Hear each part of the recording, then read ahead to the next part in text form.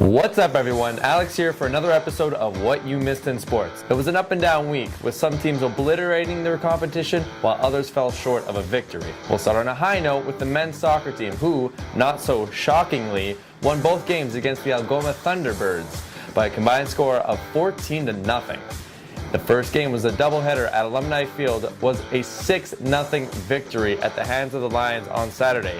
Led by the hat-trick of forward Milan Beater, York pounded the Algoma zone throughout the entire game while only allowing one save, which was stopped by goaltender Quillen Roberts for his third clean sheet of the season. The second game saw an even bigger blowout, with York dismantling the Thunderbirds 8-0 on Saturday. This time, it was Lions leading scorer Christian Cavallini who led the assault, scoring 3 goals for his third hat-trick of the season. The hat-trick launches Cavallini to first in the OUA in scoring with 15 goals on the campaign. The win also gives York a much-needed stranglehold on first place in the West Division. Having started the season 1-2, the Lions obtained an undefeated streak of 12 games, with 11 of those games being wins. The Lions look to finish off their season with a win when they take on the Windsor Lancers. Kickoff is at 3:15. Now on to the women's squad, who also won both their games against the Thunderbirds. The first game was a 3-0 victory for the Lions, who saw goals from Christina Morelli in the first half and Ashley Nader and Kendra Saxon in the second half. The victory gives goalkeeper Tamara Orlando her second clean sheet of the season. The second matchup was, you guessed it, another win for the Lions, who this time took down the Thunderbirds by a score of 2-0, giving the Lions their 4th win in a row. This time, it was midfielders Ola Olatoye and Kristen Riquelme who led the scoring, both netting their first goals of the campaign. The win gives goalkeeper Taylor Grant her second clean sheet of the season and also brings York 1 win away from a playoff berth. They look to gain this playoff berth on Saturday when they take on the Windsor Lancers at 1 p.m. on Saturday. Make sure you go out and support your Lions. They need this win. Now on to hockey, where the men started their season with games against the Windsor Lancers and the Brock Badgers on Friday and Saturday.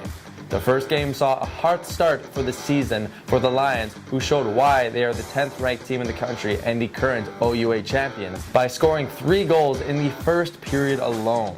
The goals were courtesy of Keegan Blasby in the 5th minute, a power play goal by Trevor Peterson in the 7th minute, and another goal 3 minutes later by Reed Jackman to round out the scoring. Despite the deep hole they dug themselves in, Windsor slowly crawled back throughout the game, scoring in the second and late in the third to bring the score to 3-2.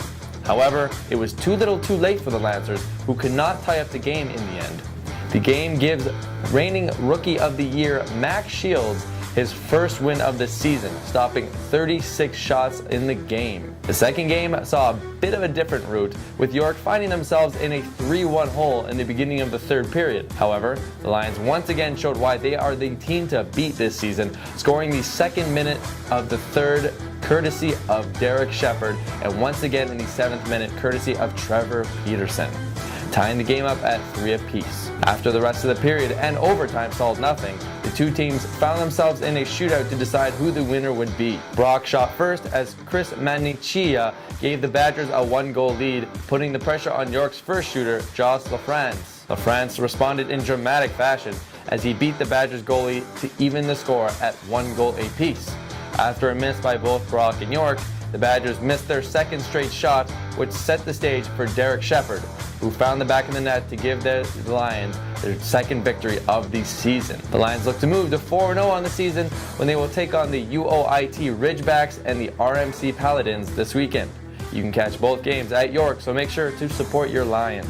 Next up is the Lions football team, who found themselves in Kingston this weekend to take on the Queens Gales during their homecoming game. The game was absolutely dominated by the Gales in the first 3 quarters, outscoring the Lions 52-13 in the process. The Lions would score 3 touchdowns in the 4th to keep the score respectable, all via connections from backup quarterback Matt Cranston to wide receiver Colton Hunchak, who finished the game with 3 touchdowns and 68 receiving yards. It was not enough, however, to give the Lions the victory, who now fall to 1-6 on the season. Running back Kaden Johnson had a notable performance on the day, rushing for 124 yards in the loss. The Lions look to finish the season on a winning note on Saturday when they take on the Windsor Lancers. Kickoff is at 1 p.m. And finally, we head our way to the women's rugby team, who took on the Guelph Griffins in their first ever semi-final match on Saturday. It was a tough match against the defending champs, who managed to score 55 points against the Lions in front of a tough Guelph crowd. The loss may end York's championship hopes, but it does not end their medal hopes, as they look to be crowned with the bronze medal on Friday when they take on McMaster Marauders in the bronze medal game. Kickoff is at 7 p.m. Good luck, Lions. And now on to our performers of the week. This week we're giving it to the two soccer players who completed hat tricks this week, forward Milan Beater and midfielder Christian Cavallini. Great job, guys. And that's it for What You Missed in Sports. Thanks for tuning in this week, and make sure to tune in next week for more Lions scores and updates.